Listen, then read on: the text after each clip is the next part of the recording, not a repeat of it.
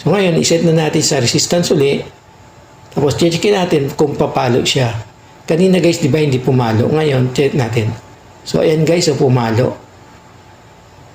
O, try natin uli. O ayan guys, pumalo. Ibig sabihin, may resistance na. Yung kabila naman.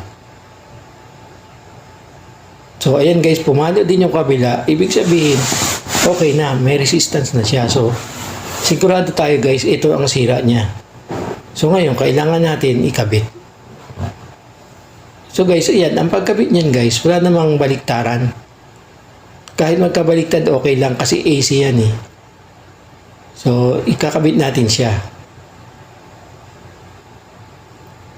Ang ipandugtong natin ay sinkable hose.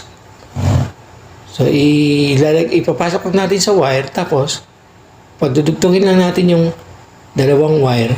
Yan.